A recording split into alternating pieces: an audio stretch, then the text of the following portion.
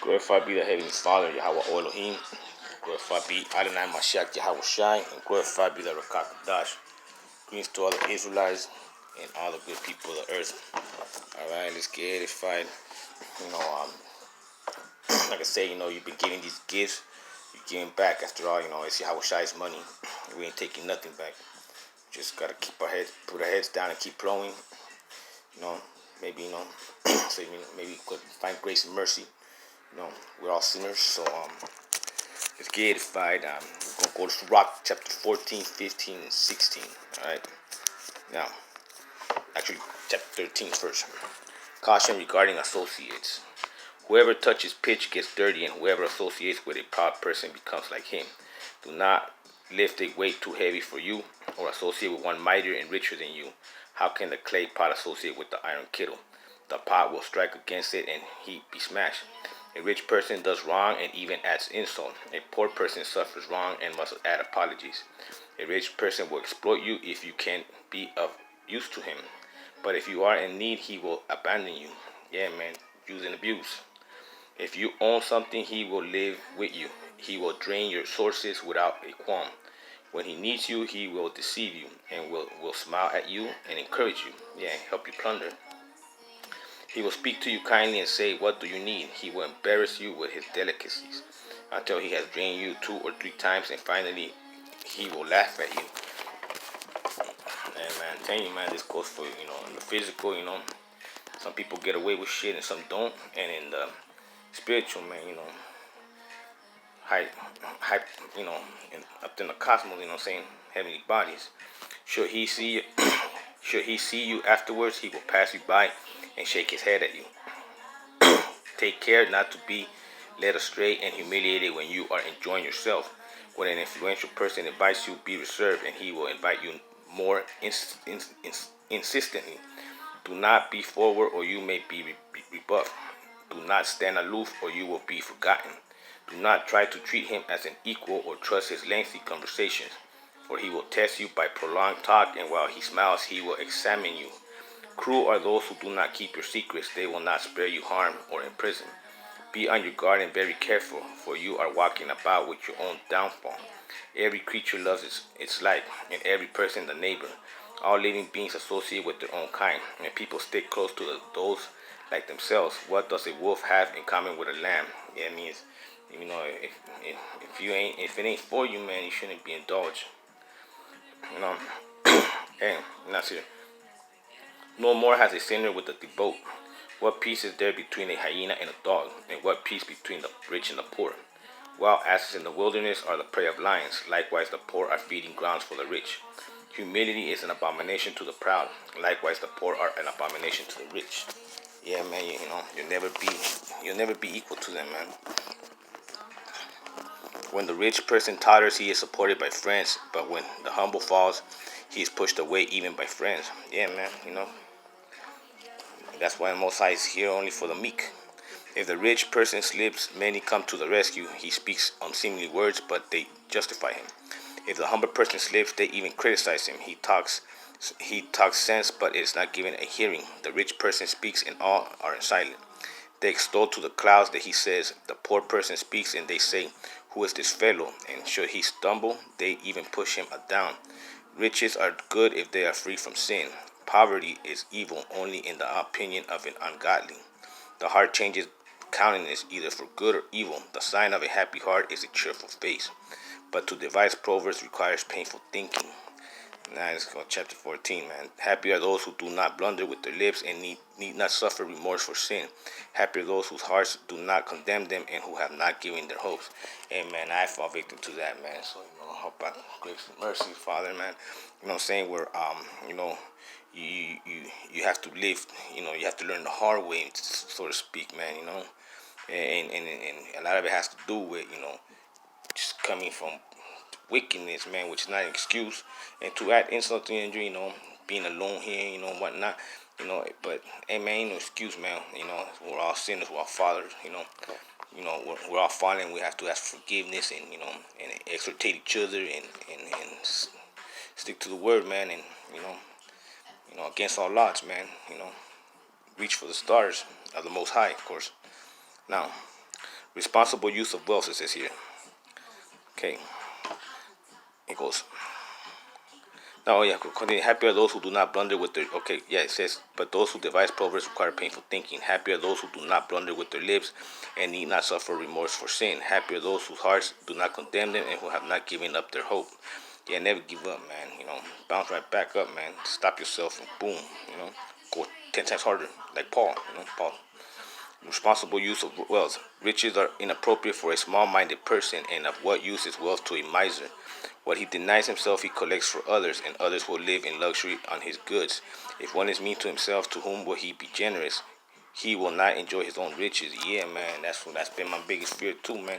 I exhortate other brothers and sisters, man, but sometimes I fall, man. You know what I'm saying? So yeah, I'm happy, that my brethren, can get theirs, man. But damn, man, like Moses, I guess, man, you don't want to be left out, man. Most I be willing that it won't, man. He will not enjoy his own riches. Says, no one is worse than one who is grudging to himself. This is the punishment for his meanness. If ever he does good, it is by mistake, and in the end he reveals his meanness. The miser is an evil person. He turns away and disregards people. The eye of the greedy person is not satisfied with his share. Greedy injustice withers the soul. It says, the soul, a miser begrudges bread, and it is lacking at his table. My child, treat yourself well according to your means, and present worthy offerings to the Most High. Remember that death does not tarry, and the decree of Hades has not been shown to you. Do good to friends before you die, and reach out and give to them as much as you can. Yeah, man, we always try to do that, man. That's what we do all these videos, man, for the Most High, man, and for the brethren, man. Do not deprive yourself of a day's enjoyment, it says.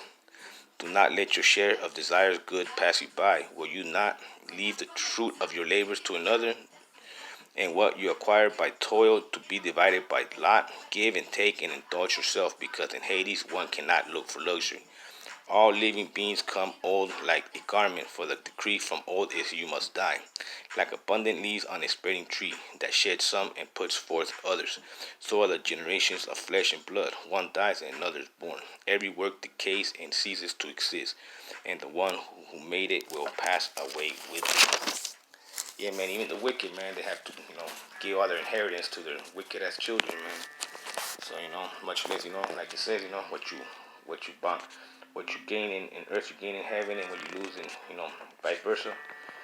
Now, the happiness of seeking wisdom, it says here. Happy is the person who meditates on wisdom and reasons intelligently, who reflects in his heart on her ways, and ponders her secrets, pursuing her like a hunter and lying in wait on her paths, who peers through her window and listens at her door, who camps near her house and fastens her tent pegged to her walls, who pitches his tent near her, and who occupies an excellent lodging place, who places his children under her shelter, and lodges under her boss, who is sheltered by her from the heat, and dwells in the midst of her glory. Yeah, man, wisdom, man, it's the only salvation, man. And that's why, man, you gotta stay humble, man, because you never know enough, man. Always, man, one moment, man, slip. It's happened to me many times, brothers and sisters, man, and I'm tired of that shit. You know what I'm saying? So, that's why, we do these videos, man, for the Most High, for my Shabbat Yahushai, through the Spirit, and for the nation, and for myself too, man, you know what I'm saying? You know what I mean? Because we got to, man. Okay, chapter 15. Whoever fears the Most High will do this, and whoever holds to the law will obtain wisdom. She will come to meet him like a mother, and like a young bride she will welcome him. She will feed him with a bread of learning and give him the waters of wisdom to drink. He will lean on her and not fall, and he will rely on her and not be put to shame. She will exalt him above his neighbors, and will open his mouth in the midst of the assembly. He will find gladness and a crown of rejoice, and will inherit an everlasting name. The foolish will not obtain her, and sinners will not see her. She is far from arrogance, and liars will never think of her. Praise is unseemly on the lips of a sinner, for it has not been sent from the Most High. For in wisdom must praise be uttered, and the Most High will make it prosper. Yeah, man, see, you have to be complete, man. You can't be 2/3 of the way, man. You have to be fully locked and loaded, man, Freedom of choice, man. And then when you get there, because that guy in there, you have to sustain it, you know what I'm saying? And not fall and fight to get back, man, because every time it's a risk, man. Okay, freedom of choice. Do not say it was the Most High doing that I fell away, for he does not do what he hates. Do not say it was he who led me astray, for he has no need of the sinful. The Most High hates all abominations. Such things are not loved by those who fear him. was he who created humankind in the beginning, and he left them in the power of their own free choice. If you choose, you can keep the commandments, and to act faithfully is a matter of your own choice. He has placed before you fire and water. Stretch out your hand for whichever you choose. Before each person are life and death, and whichever one chooses will be given. For great is the wisdom of Yahweh Elohim. He is mighty in power and sees everything. His eyes are on those who fear him, and he knows every human action. He has not commanded anyone to be wicked, and he has not given anyone permission to. Yeah, man. So yeah, man, you're responsible for the direction of your life. I accept that, and we all should, man. And you understand that the more you get closer and the more you put in work, the harder, the world and the entities, are going to come after you, They're going to try to use anything against you, females, all that stuff, man. Try to stray you, okay? That's what I'm trying to say. Now you go chapter 16, right? Do not desire a multitude of worthless children. How all the punishment of sinners. Do not desire a multitude of worthless children, and do not rejoice in ungodly offsprings. If they multiply, do not rejoice in them, unless the fear of Yahweh Elohim is in them. It says here. Do not trust in their survival or rely on their numbers, for one can be better than 1,000, and to die childless better than to have ungodly children. For through one intelligent person a city can be filled with people, but through a clan of outlaws it becomes desolate.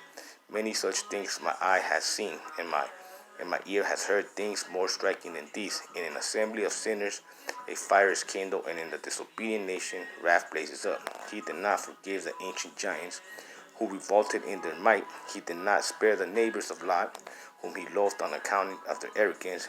He showed no pity on the doomed nation, on those disposed because of their sins, or on the 600,000 foot soldiers who assembled in the stubbornness. Even if there were only stiff-necked person, it would be a wonder if he remained unpunished. For mercy and wrath are with the Most High. He is mighty to forgive, but he also pours out wrath. Great, yeah, man. Don't tempt the most, man. Don't test him. Great as his mercy, so also is his chastisement. He judges a person according to one's deeds. The sinner will not escape with plunder, and the patience of the ungodly will not be frustrated. He makes room for every act of mercy. Everyone receives in accordance with one's deeds. Do not say, I am hiding from the Most High, and who from on high has me in mind.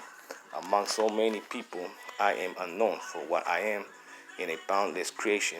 Lo, heaven and the highest earth, the abyss and the earth tremble at his visitation. The very mountain and the foundations of the earth quiver and quake when he looks upon them. But no human mind can grasp this, and who can comprehend his ways? Like a tempest that no one can see, so most of his works are concealed. Who is to announce his acts or justice, or can await them? For his decree is far off. Such are the thoughts of one devoid of understanding. A senseless and misguided person thinks foolishly.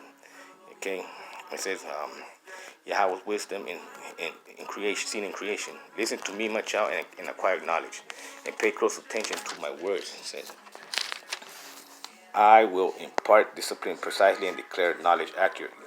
When the Most High created his works from the beginning, and in making them, determined their boundaries, he arranged his works in an eternal order and the dominion for all generations. They neither hunger nor grow weary, and they do not abandon their tasks. They do not crown one another, and they never disobey his word. Then the Most High looked upon the earth and filled it with good things. With all kinds of living beings, he covered its surface, and into they must return. There you go, man. So there's no compromising, It's all or nothing, man. So we have to really purge everything away. That's for all of us, man. So hope to edifying. Most High be willing, providing. We'll keep doing Sirach, man. Shalom.